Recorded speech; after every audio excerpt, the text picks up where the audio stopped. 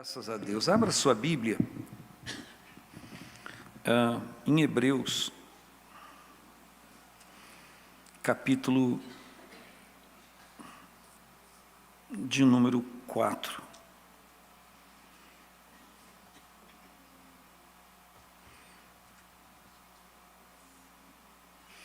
A partir do versículo 14, nós estamos tratando de um tema aqui nas quartas-feiras, nas águas do Espírito. Nós estamos falando sobre a unção de Deus.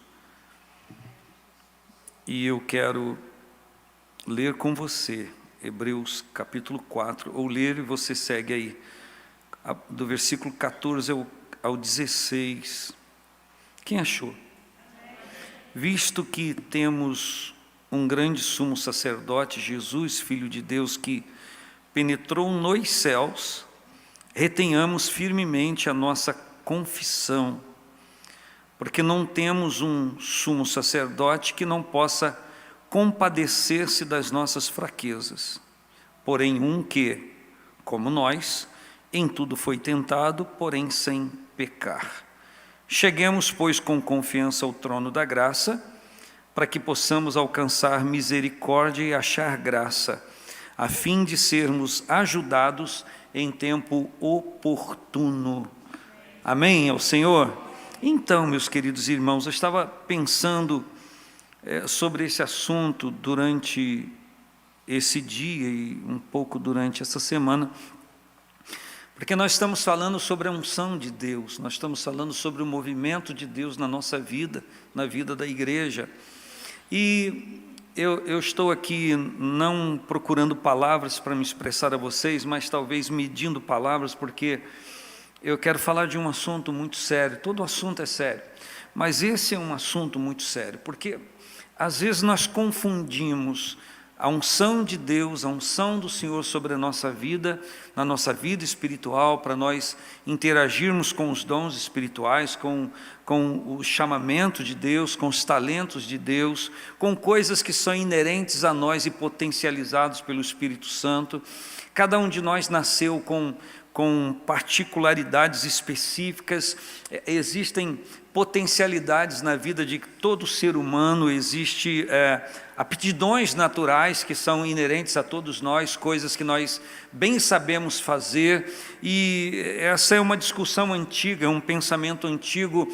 Em que momento essas aptidões que nos são naturais, elas podem ser potencializadas pelo Espírito Santo, para que a gente entenda que não somos nós que estamos fazendo aquilo, embora reconheçamos que temos aptidão para aquilo, nós gostamos daquilo, mas a partir de que momento nós vamos reconhecer que não somos nós, que não é o nosso intelecto, que não é a nossa presunção humana, e que sim, é o poder de Deus agindo na nossa vida, para que a gente não olhe para aquilo, não olhe para resultados e atribua que aqueles resultados foram promovidos, foram conquistados por nós, e sim pela unção do Senhor que está ministrando a nossa vida. Vocês entenderam?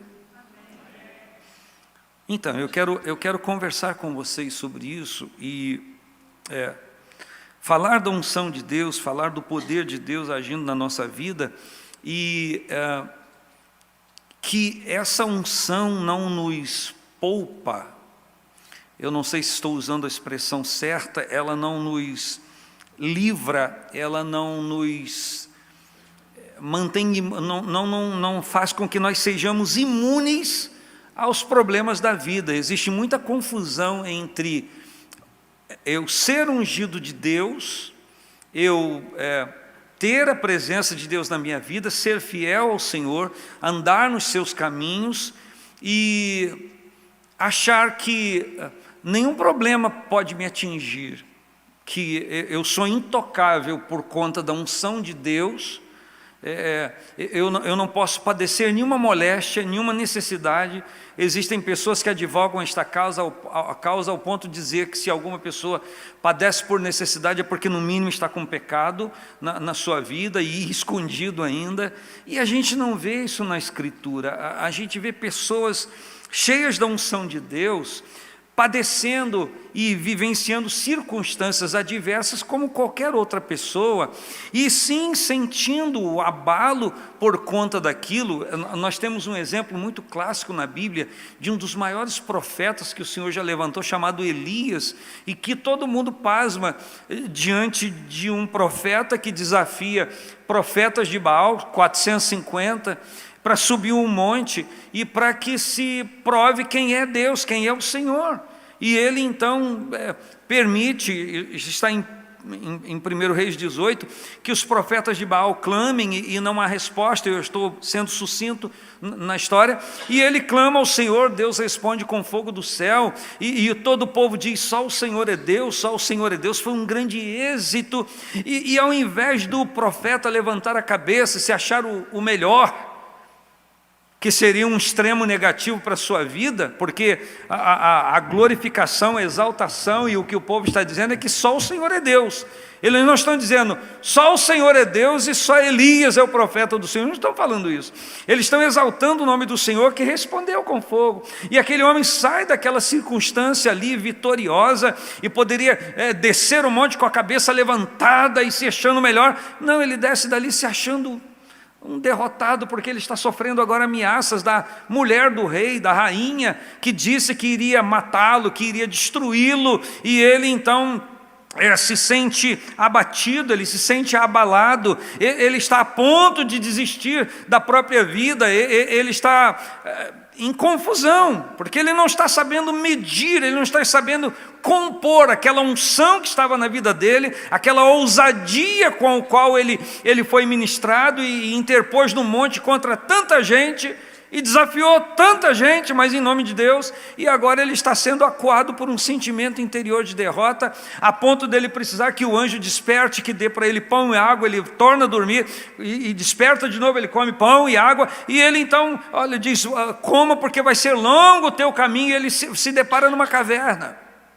E se deparando numa caverna, ele está ali dentro da caverna, e em dado momento ele vem um vento tão forte que balança a estrutura daquela caverna, vem relâmpago, vem trovão, e ele considera: Deus deve estar se manifestando nisso aí.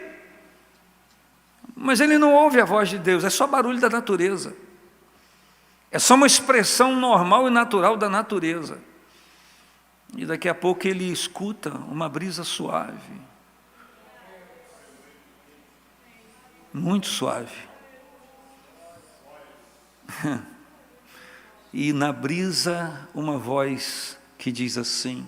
Se a brisa é suave, a voz não pode ser Elias, não pode. Se a brisa é suave, a voz tem que ser Elias. O que fazes aqui? O que você está fazendo aí? Isso desmistifica também o pensamento que algumas pessoas têm, que o Senhor só fala no fogo, que o Senhor só fala no trovão, que o Senhor só fala no relampejo, que o Senhor só fala no terremoto. Não, o que se manifestava ali era uma brisa suave. E Elias é conhecido como o profeta do fogo. Se fosse nos nossos dias, ele seria chamado de o incendiário de Jeová, ou qualquer outra coisa. Mas ele teve uma experiência que ele nunca teve na sua vida. Ele ouviu Deus na manifestação de uma brisa suave. E a gente pode ser tendencioso a pensar que se nas águas do Espírito e na unção do Espírito tem que refletir em nós alguma coisa estridente. Nada contra. Mas Deus se manifesta de muitas formas para que Ele seja temido, para que Ele seja ouvido, para que Ele seja atendido. Mas a manifestação de Deus é também para salvar, é também para libertar. E, meus amados irmãos, a manifestação de Deus também é curativa. Ela vem para trazer bálsamo sobre a nossa vida. E naquele momento era tudo que o Elias precisava. Ele precisava de uma voz mansa, ele precisava conhecer Deus e ver Deus naquela manifestação daquele jeito, para ele acalmar o seu coração. E o coração dele foi tão tratado por Deus, naquela brisa suave, naquela voz mansa, compassada, que Deus disse: tu levanta, vai ungir um novo rei para Israel, vai ungir um novo rei para a Síria. E tem um detalhe: unge Eliseu em teu lugar como profeta. E ele sai e obedece a Deus exatamente daquela forma. E interessante que na hora dele subir, ele não morreu, ele não é enterrado, e a Bíblia diz que havia uma promessa sobre ele de arrebatamento. E a palavra diz que ele disse para o Eliseu, que pediu unção dobrada do espírito que estava nele, da ousadia que estava nele, inerente ao profeta Elias, ele pediu unção dobrada do seu espírito. Quando você lê na Bíblia, você pode perceber que essa palavra espírito está em letra minúscula, porque era a ousadia de Elias, era a destreza, a determinação, a vontade de fazer, a vontade de obedecer. E o Eliseu pediu dobro disso: eu quero ser mais determinado ainda do que você. E a Bíblia diz que ele sobe num redemoinho, e há ali carros, há cavalos de fogo, ali há uma manifestação do poder de Deus. Então Eliseu segue fazendo a obra. Mas, não obstante ao fato de ser um homem cheio da unção de Deus, cheio do poder de Deus, ele padeceu isso. Por que eu estou falando isso com você? Eu estou começando a entender porque estou falando. Porque o inimigo, no seu ardil ou nos seus ardis, pode confundir a nossa mente. Ora, se eu leio a Bíblia, se eu sou temente ao Senhor, se eu obedeço ao Senhor, poxa vida, por que eu não estou imune a tudo? Porque são coisas que são absolutamente naturais. Naturais, acontecem com todo ser humano. Se aceitar a Cristo, receber o reino de Deus, fizesse de mim uma pessoa milionária, rica, e você também, todos nós, daqui a pouco a gente estaria, ou pessoas estariam recebendo o reino de Deus, ou dizendo que estariam recebendo, por conta do dinheiro, por conta da riqueza. Então haveria uma grande confusão. E da mesma forma que se pode confundir unção de Deus e presença de Deus com dádivas de Deus, podemos também confundir com lutas e achar que por conta de termos lutas na nossa vida, aquela pressuposta unção não era uma unção verdadeira, que a gente foi enganado e que na verdade não havia nada daquilo, enquanto não é verdade isso. A unção de Deus pode estar sobre a sua vida, pode estar ministrando você, e você padecer de coisas que você é inclusive usado para curar, para beneficiar outras pessoas. E no que você é usado nesta unção de Deus, você mesmo padece daquilo com o qual Deus te usa para trazer solução a outras pessoas. Você acha que o espinho na carne de Paulo não foi isso? Ele disse que ele recebeu um espinho na carne por conta das excelências, das revelações de Deus na sua vida. E eu quero me servir, se você quiser assim se familiarizar com o texto, venha comigo em 2 Coríntios, onde Paulo vai dizer no capítulo 12, interessante, no capítulo 11 ele fala das coisas que ele padeceu por conta do nome do Senhor. Ele fala de açoites, ele fala de tantos perigos, ele fala de tantas coisas, e ele diz que em nada ele convinha se gloriar, ele deveria se exaltar por conta dessas coisas. E no capítulo 12 ele fala a respeito da sua experiência com o movimento do Espírito Santo na sua vida, não apenas em levá-lo, escute isso, a fazer coisas em nome de Deus, mas de relacionar-se intimamente com o Senhor, e tão estreitamente com o Senhor, a ponto de ser arrebatado ao terceiro céu e ver coisas que, segundo ele declara, inefáveis, que aos homens não se deve dizer. Por quê? Porque o pressuposto da naturalidade de cada uma daquelas pessoas ia negar, não ia acreditar naquilo que ele estava dizendo, nas revelações que ele estava dizendo que estava vendo ou que acabara de ver. Então, porque Paulo, quando escreve aos Coríntios, se não me engano aos Coríntios, ele diz que o homem natural não compreende as coisas do Espírito de Deus, porque as coisas do Espírito de Deus não se discernem de maneira natural, mas elas se discernem espiritualmente. Então, para que eu compreenda as coisas do Espírito de Deus, eu tenho que ser uma pessoa espiritual. Então, se o mover das águas do Espírito, se o mover do Espírito de Deus na minha vida não promover em mim uma estatura de homem espiritual, de pessoa espiritual, de que adiantou?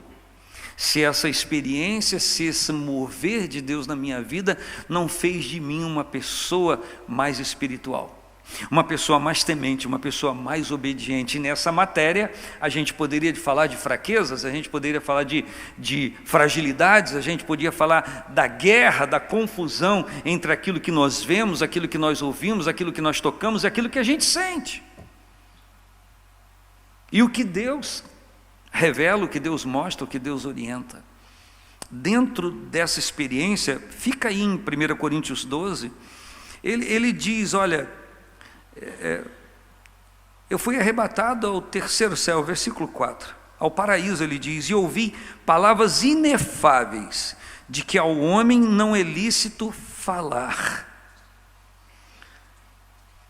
E ele diz que ele estava se gloriando nessa experiência. E ele diz que, para que se não exaltasse, o versículo 7, ele diz, para que não me exaltasse pelas excelências da revelação, ou das revelações, foi-me dado um espinho na carne.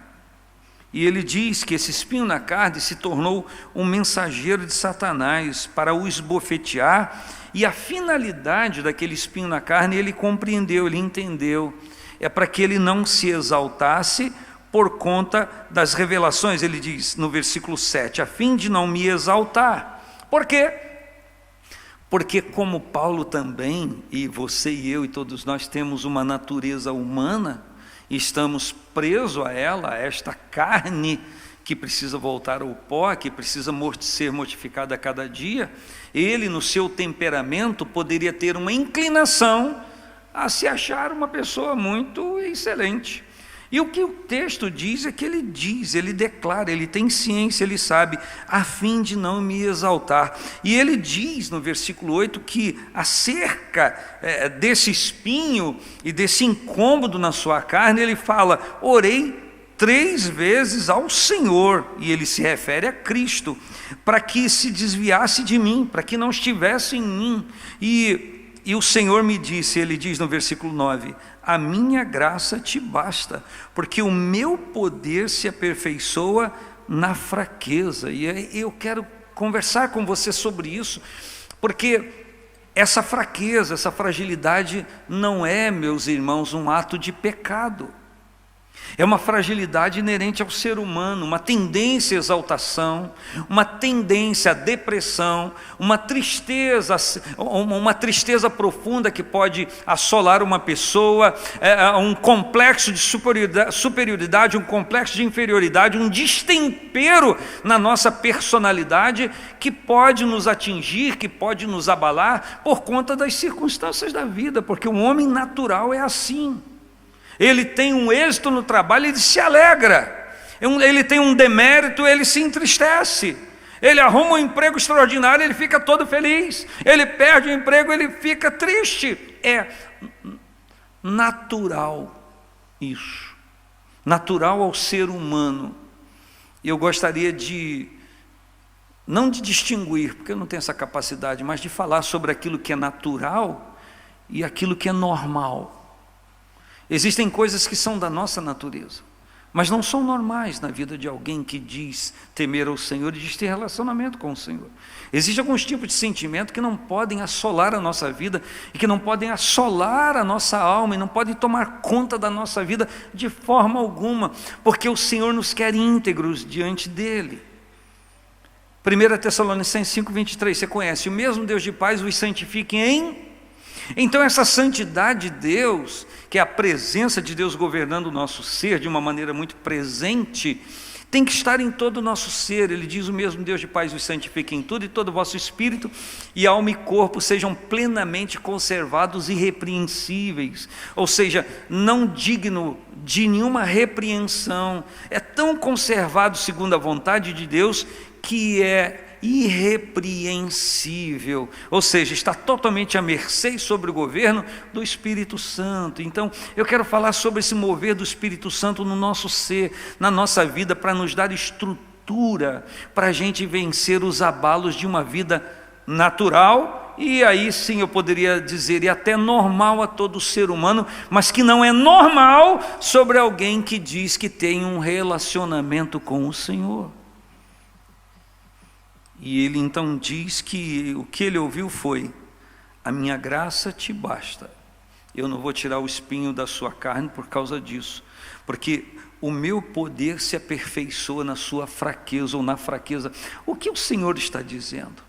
Ele está dizendo que quando uma pessoa demonstra viver e ter debilidades em sua vida, mas que ele não desiste, que ele segue em frente por causa da unção que está sobre a sua vida, o mérito não é da pessoa, mas o mérito é de Deus, que está operando a excelência na vida desta pessoa, que todos olham e dizem: tem tudo para parar, tem tudo para desistir, tem tudo para se entregar, ou como diziam os antigos do tempo do presbítero Nilson, tem tudo para entregar os pontos, mas a pessoa não entrega, ele não se entrega, ele resiste, mas ele não resiste porque há força nele, ele resiste porque o poder de Deus está operando na fragilidade dele, na fraqueza dele, e esta unção de Deus, meus irmãos, veio para nos fortalecer, para nos dar autoridade de vencer as nossas fragilidades. Então, bem-vindo à realidade. Você pode ser uma pessoa frágil na vida, mas o poder de Deus vai operar na sua fragilidade, e você não vai se dobrar a nada, você vai resistir e vai vencer. Eita, glória a Deus! Alguém aqui pode glorificar o nome do Senhor? Nós vamos vencer, por quê? Porque o poder de Deus está sendo aperfeiçoado então o poder de Deus não é aperfeiçoado? Não. Essa palavra aperfeiçoado quer dizer o poder de Deus se mostra, aparece na vida de alguém que é frágil, na vida de alguém que tem limitações, e ele vai avançando, ele vai no extraordinário. É aquela velha história de Efésios 3:20, deixa eu ser repetitivo, me permita, Deus faz tudo muito mais abundantemente além do que pedimos ou pensamos, segundo o poder que em nós opera. Há um poder que em nós opera. Tem um cântico que diz: há um poder, poder, poder, poder, há um poder que necessito eu, este poder, poder pentecostal, este poder que necessito eu. Eu não sei cantar o resto, e depois outra pessoa canta, amém? Certo é que a unção de Deus, ela vem para fazermos coisas extraordinárias em nome de Deus, sim, mas ela vem para fazer o extraordinário na nossa limitação. Assim como a Bíblia diz para eu não dar lugar ao diabo, a mesma palavra diz para eu dar lugar ao Espírito Santo. Então, se você na sua fragilidade, na sua pequenez, der lugar ao Espírito Santo e ao movimento do Espírito Santo, possa ser que você nunca chegue a ser uma estrela no mundo, possa ser que o seu nome nunca seja divulgado no meio evangélico, mas o teu nome com certeza está escrito no lugar mais importante, que é no livro da vida de Deus, como alguém que não é herói por si mesmo, mas alguém que se expôs, alguém que não desistiu, alguém que teve, porque quando a gente fala de ousadia, a gente fica pensando em méritos, em coisas apreciáveis pelos homens. Nossa, como ele é bom! Mas você quer maior ousadia de alguém que não tem poder em si mesmo, e poder vencer todo tipo de prova, até ouvir um teclado tocar suavemente, e romper todas as batalhas da vida. Isso é motivo para a gente olhar as nossas fragilidades e dizer: tem lugar em mim para Deus operar.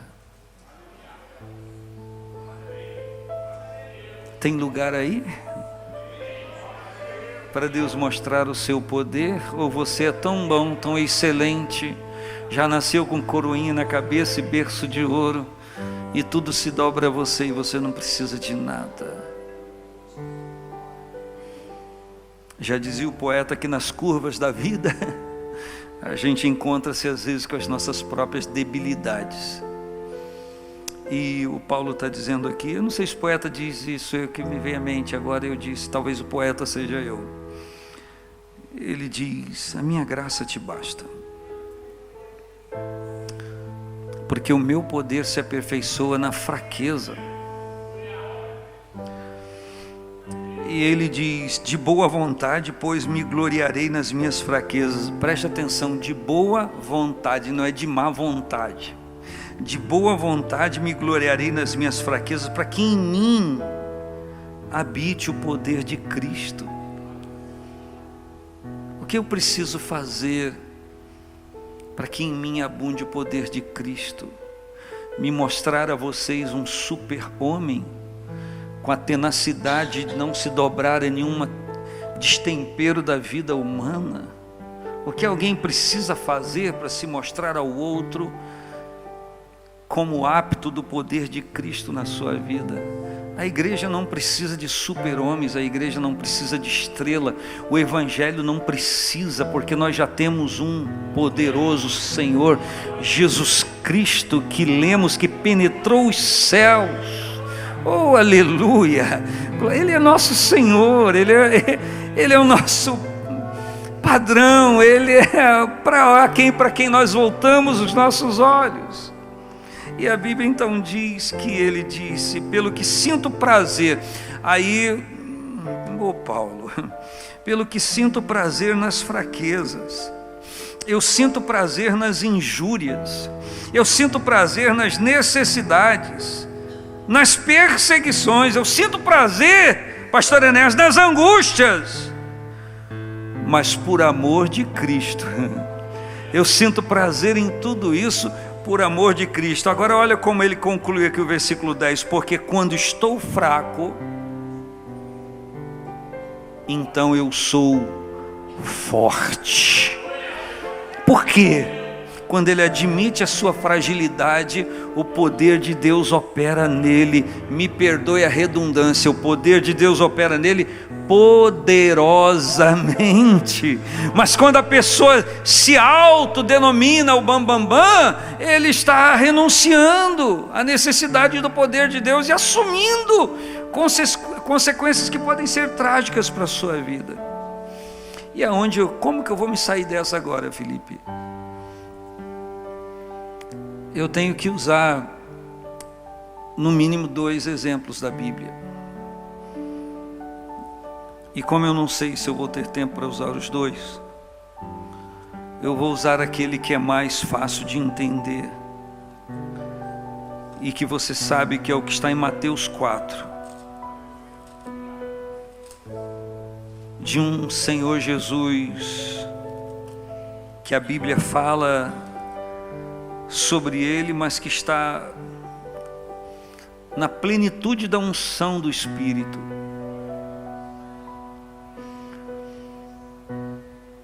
E o capítulo 4 de Mateus diz que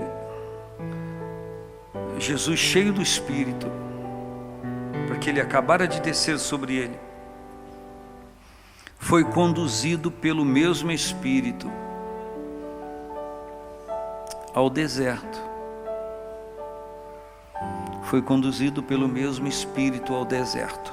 Por isso que a gente leu aqui em Hebreus, que a gente pode chegar com confiança ao trono da graça e achar misericórdia, porque nós não temos um sumo sacerdote que não possa compadecer-se das nossas fraquezas, das nossas fragilidades, porque porém um que como nós em tudo foi tentado, mas sem pecado. Então o capítulo 4 de Mateus apresenta um Cristo, ou o Cristo, um homem cheio da unção de Deus, e por isso que eu digo que penso ser o exemplo mais agudo das Escrituras, que nós estamos falando de Jesus Cristo, nós estamos falando do Senhor Jesus, nós estamos falando de alguém que está cheio do Espírito Santo, que a voz do céu diz: esse aí é o meu filho amado, eu tenho prazer nele. E que o Espírito Santo desceu sobre ele e o encheu plenamente, e que no poder desta unção ele fez todas as coisas que fez. Mas antes, meus amados irmãos, de fazer tudo o que ele fez, por favor, ele não operou milagres para outras pessoas, milagres externos. Ele permitiu que esta unção do Espírito na vida dele agisse de uma forma tão poderosa e objetiva, e o texto diz que o próprio diabo veio para um cara a cara com ele, e esta unção do Espírito que estava na vida dele lhe deu poder e autoridade para vencer todo aquele ataque. E é sobre isso que eu quero frisar, que a sua fragilidade, aquilo que você entende como algo que precisa de tratamento, e sim, eu sei, de tratamento do Espírito Santo, tratamento de Deus, mas nesse ponto frágil que o inimigo talvez pense que você vai cair, ou que te tenta induzir a um erro maior, é justamente nesse ponto que o poder de Deus vai se manifestar, não para que você seja reconhecido como um superstar, um super crente, mas que o poder de Deus se mostre tão grandiosamente nessa sua fragilidade, a tal ponto de você não sucumbir aos ataques do diabo e vencer todo o ataque do diabo e se manter íntegro, em pé diante do Senhor, e não se contaminar com nada. Você quer maior unção na vida de uma pessoa, que leve esta pessoa a não se dobrar a coisa alguma que não seja do céu. Você quer maior unção, maior poder do Espírito na vida de uma pessoa, que leve esta pessoa, não obstante a todos os ataques do inimigo, se manter firme na presença do Senhor. Eu estou falando desta unção que te dá poder para não se dobrar aos ataques do inimigo, mas te dá poder e autoridade de se dobrar ao senhorio de Cristo. Oh, aleluia!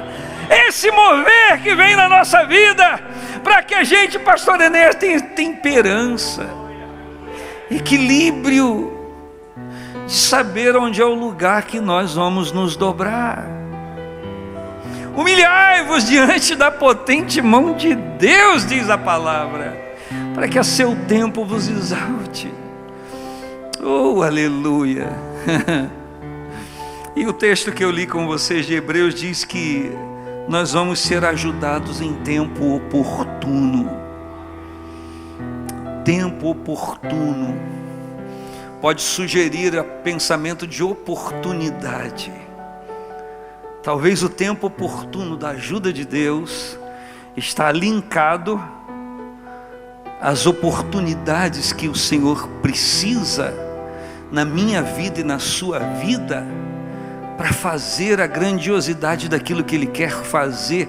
E você quer maior oportunidade na vida de um crente, quando ele está quebrantado, quando ele está se sentindo debulhado, quando as aflições atingiram seu ser, você quer servir mais dobrada de que alguém que reconhece o senhorio de Cristo, e nesse momento de turbação se lança, se joga, se precipita na presença gloriosa dEle e diz: eu preciso da tua ajuda. O tempo oportuno é o tempo em que nós nos inclinamos e declaramos que Ele é tudo na nossa vida, e que todo bem, todo mérito vem da mão dEle.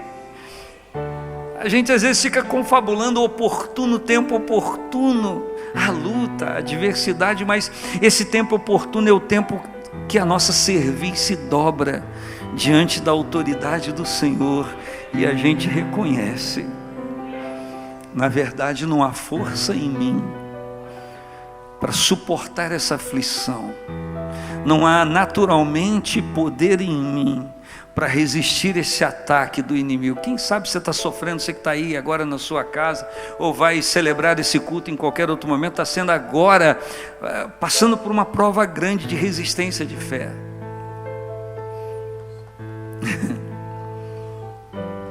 E você admite para Deus: Deus, olha só, o negócio está severo, mas eu me quebranto diante do Senhor e eu admito se o Senhor não operar, eu estou destruído. E aí nós nos deparamos com o Senhor, amante da nossa alma, que está sempre estendendo a mão, e a sua misericórdia se renova a cada manhã. Deixa eu brincar com essa situação. Você já viveu um dia de angústia, um dia de ansiedade por conta da luta da vida, que você gostaria que aquele dia terminasse logo? Alguém já passou isso numa manhã, numa tarde de provação, que você gostaria que aquele tempo logo acabasse, aquele dia logo acabasse, começasse outro dia? Alguém aqui já viveu isso? Então, o choro pode durar uma noite, mas nada como um novo dia. Quando a alegria de Deus vem, o choro pode durar uma noite, mas a alegria vem pela manhã. E a gente sabe que não é tempo cronológico. A gente sabe que esse dia, que a alegria vem do Senhor pela manhã, é quando aquela luta é pega pelo Senhor. Eu sempre erro em pego e pega. Chega em casa, a Miriam, se estiver lá ouvindo, assistindo, vai falar: você errou no pego, não pega. Não tem problema não, você entendeu. Então o Senhor pega aquela aflição e assume aquilo ali. Vem cá, isso é uma luta maior que o meu filho e a minha filha podem suportar. Vem cá. A Bíblia diz que Deus não permite que a gente sofra um ataque maior do que nós podemos suportar, mas junto com a tentação, com a aflição, Ele traz o escape. Eu quero dizer que a unção de Deus na vida de um crente, de uma mulher de Deus, de um homem de Deus, veio para trazer escape. Eu profetizo que enquanto compartilho da palavra de Deus com você, já está sendo gerado no trono de Deus um grande escape para a sua vida, para a sua vida. Basta nós crermos no Senhor de todo o coração e admitirmos que nós não somos tão potentíssimos assim, que há fragilidades em nós, mas que elas são todas colocadas aos pés do poderoso Senhor Jesus. Oh, aleluia, oh, glória a Deus. É por isso que o escritor aos Hebreus diz: tornai a levantar as vossas mãos cansadas, os joelhos desconjuntados, e fazei veredas direitas, corretas, oportunas para os vossos pés, para aquele que está manquejando não se desvie inteiramente, antes seja sarado. Há uma unção de Deus e um mover de Deus aqui para curar você, para sarar você, a sua consciência. Se você quiser, o tempo oportuno é hoje. O tempo oportuno é hoje. E esse Senhor Jesus, que sendo o Senhor cheio da unção do Espírito Santo, estava ali para ser tentado. Ele foi tentado e lutou o tempo todo com a espada do Espírito, com a palavra de Deus, e venceu todos esses embates com a palavra de Deus. Um homem que estava fragilizado por conta do tempo de jejum. A ele é mostrado o reino, a ele é oferecido glória, a ele é oferecido um desvio de atitude. Satanás quis fazer um caminho mais curto para Jesus, lhe oferecendo coisas que ele sabia que já eram dele, mas pelo caminho de padecer na cruz. Satanás quis oferecer um desvio para ele, como ofereceu para o Sansão, e ele aceitou o desvio, uma estrada não oportuna, e aquilo ali foi mais causa e consequência da sua queda também. Jesus entendia que tudo já era determinado para ser dele, mas pelo caminho da cruz. Então ele não se rebaixou ao nível que Satanás lhe oferecia, e a maneira como oferecia para receber todo o poder e toda a autoridade da mão daquele que podia lhe dar. E a Bíblia diz que Paulo, entendendo tudo isso, ele diz: pelo que Deus o exaltou soberanamente, e Deus lhe deu um nome que é sobre todo nome, para que ao nome de Jesus toda criatura no céu, na terra e embaixo da terra se dobre, e toda língua confesse que Jesus Cristo é o Senhor, porém para a glória de Deus. Então qualquer liberação de unção, de graça, de poder, para nós suportarmos qualquer embate, o propósito, o objetivo é nos fazer sim atravessarmos essa circunstância de vida, mas o propósito maior é glorificação ao nome do Senhor. Se você cuida que a unção de Deus na sua vida, e esta unção não redunda em glória para o nome do Senhor, esta unção foi gerada na sua imaginação, na sua cabeça, e cuidado que pode vir do diabo, porque a unção verdadeira, legítima do Espírito Santo vai sempre redundar e resultar em glória para Ele, em louvor para Ele. E quando você aceitar as luzes do holofote para você, significa que você caiu na tentação do diabo, que é a mesma queda que ele teve, a mesma razão da queda que ele teve. Se viu tão bom, tão bonito, que ele disse: eu não preciso adorar ninguém, eu me basto por mim.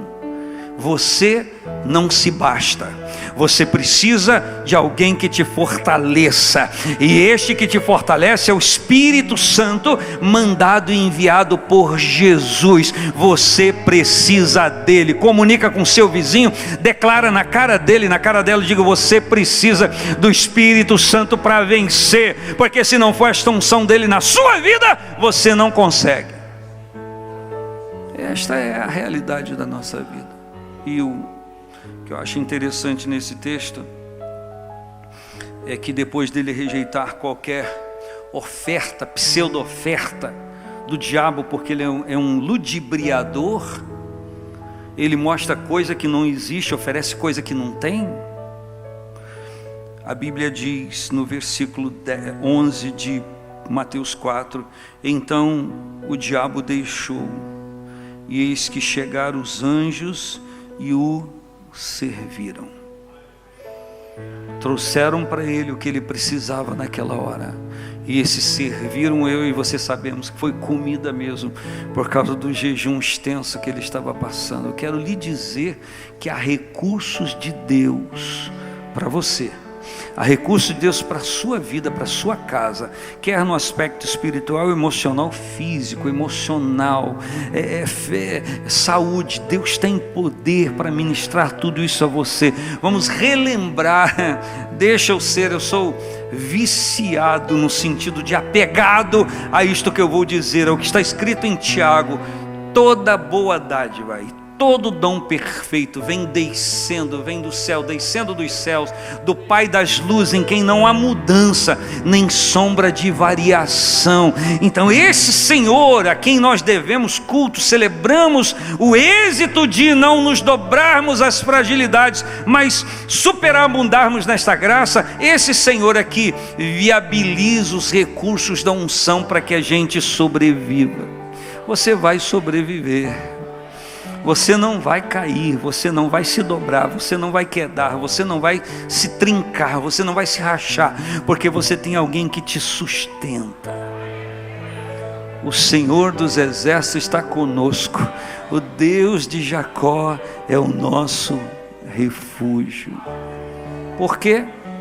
Porque a unção de Deus não veio para nos privilegiar como pessoas. A unção plena no Senhor Jesus o conduziu ao deserto para ser tentado pelo diabo. E como não vou discursar aqui, falar sobre o próximo exemplo, ouso falar com você sobre ele, que você conhece, mas só um detalhezinho. Abra sua Bíblia em Ezequiel. E é esse o capítulo mesmo que você já estava imaginando, é o 37.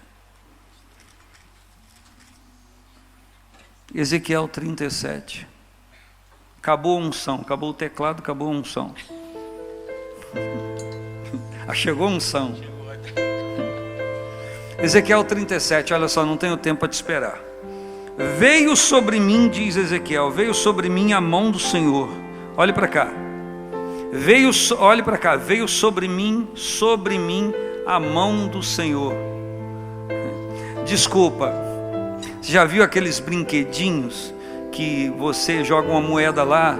Vinícius tem cara de ter já feito isso muito. Joga a moedinha lá e tem duas alavanquinhas com uns negocinhos, as pegadeiras para pegar os bonequinhos que você quer. Que quando você não é humilde, quer pegar logo o grande, você perde tudo. Então, sempre quando eu leio isso aqui, eu me lembro de, me perdoa, tá? Minha fragilidade aqui. Eu penso assim, a mão de Deus vindo como aquela maquininha assim na cabeça do Ezequiel. Porque ele diz, veio sobre mim a mão do Senhor e o Senhor me levou em espírito. Aí eu imagino o Senhor pegando ele pela cabeça aqui e levando ele aonde ele queria.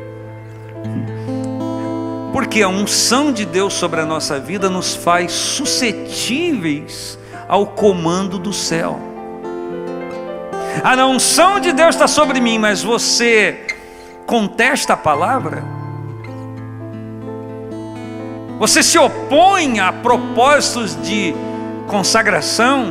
Que unção é essa que te desvia de propósitos? A unção de Deus na nossa vida sempre vai nos encaminhar aos propósitos que vêm de Deus para nós. Não há unção divina que nos afaste de Deus. A unção divina vem para nos aproximar e nos manter próximos ao Senhor. A unção de Deus não vem para me levar ao pecado. A unção de Deus vem para me conservar em santidade. Porque a unção que não me leva e não me conserva em santidade diante de Deus é uma pseudo-unção, é uma falsa unção, não veio de Deus. E ele diz, veio sobre mim a mão do Senhor e o Senhor me levou em espírito e me pôs no meio de um vale que estava cheio de ossos. Veja bem, a unção de Deus veio sobre ele, o poder de Deus veio sobre ele, a presença de Deus veio sobre ele e levou ele a contemplar essa visão que não agradava a ele, que não agradaria a ninguém. Então a gente às vezes cheio de mérito de unção poderíamos pensar assim, não, mas a unção de Deus só vai me levar a isso, a conquistar. Não é isso que a Bíblia diz. A unção vem primeiro na minha vida para me fortalecer, para não cair, para me manter firme e íntegro diante do Senhor. Por quê? Porque a unção de Deus tem um peso de glória muito excelente. E Deus sabe que cada um de nós precisa de estrutura para resistir. Porque o homem de Deus, a mulher de Deus tem uma tendência a errar, mais por causa de unção que lhe é dada do que qualquer oferta por aí. Você é homem de Deus, você é mulher de Deus, você sabe, da palavra você não vai atender ao primeiro psiu aí na rua, ou vai? Vai não, né?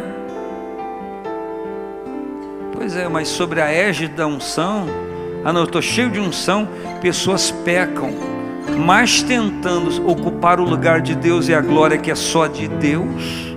Porque não existe usurpação maior na vida de uma pessoa do que o vaso se achar maior que o oleiro. O vaso olhar para si, mas eu sou belo. Olha só as minhas curvas, olha as curvas, olha o feitinho do vaso. Só está assim por causa da mão do oleiro. Porque se não fosse a mão dele, não estaria assim. Seria um cubo, um quadrado, um triângulo desmantelado. Mas porque a mão de Deus nos afeiçoou, nos deu formato, nós estamos como estamos para glorificar o nome dele. Você está aí ainda, você ainda pode dar glória a Deus por isso, porque a unção de Deus nos preserva diante da glória e da majestade do Senhor. Ela não nos arrasta, ela não nos retira. Então todas essas manifestações de humanidade na sua vida são totalmente normal a qualquer ser, mas na sua vida vai dar lugar para uma grande operação da unção de Deus, do poder de Deus, para que o nome dele seja glorificado. Você ainda está aí? Você ainda pode dar glória a Deus? Não dê essa volta no mundo para voltar ao texto.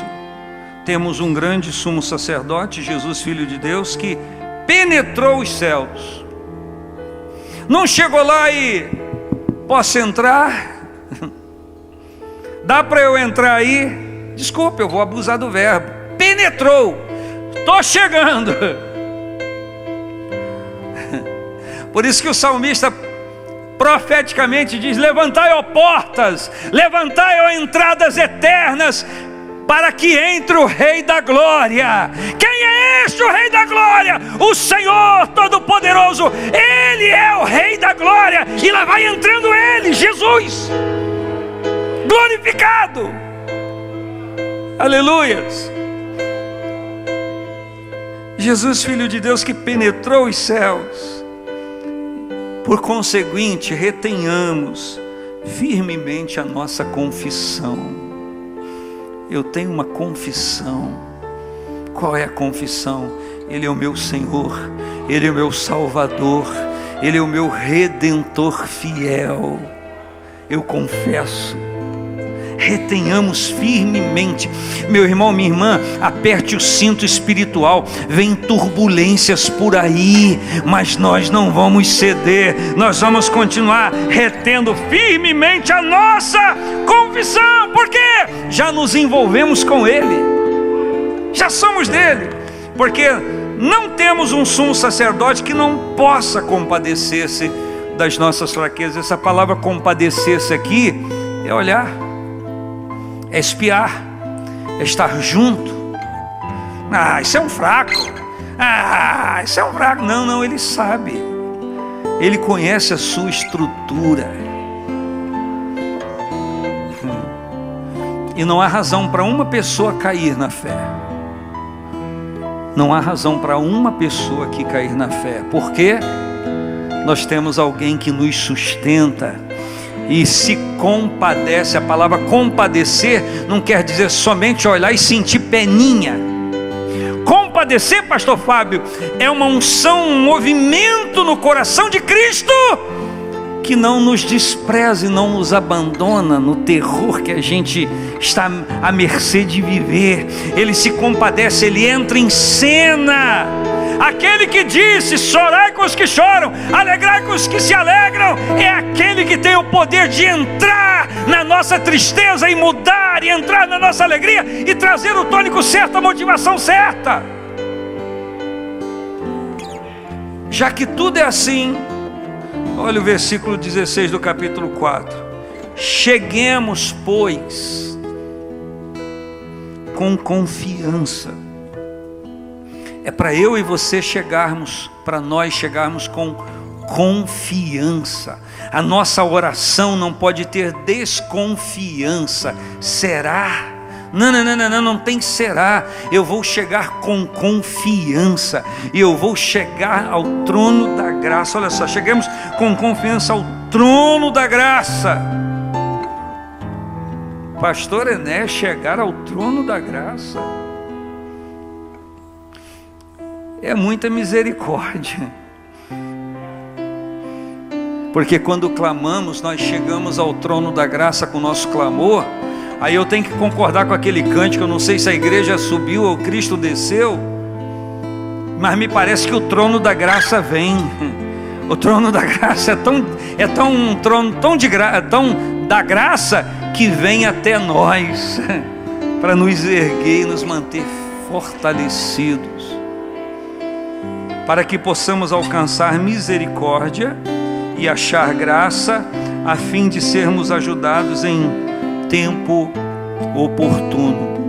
E o tempo oportuno é o tempo que a gente se achega com ousadia. Então o tempo oportuno, me permita dizer com ousadia, já que é para chegar com ousadia, eu falo com ousadia. O tempo da graça é feito por nós.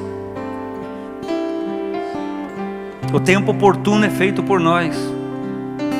Todas as vezes que nós resistimos ao Espírito Santo, nós estamos dizendo ao tempo oportuno: Fica para aí que depois eu interajo com você. Mas todas as vezes que nos quebrantamos diante do poder de Deus, nós estamos dizendo: tempo oportuno, eu estou te chamando porque eu preciso dessa oportunidade. Fique de pé comigo em nome de Jesus.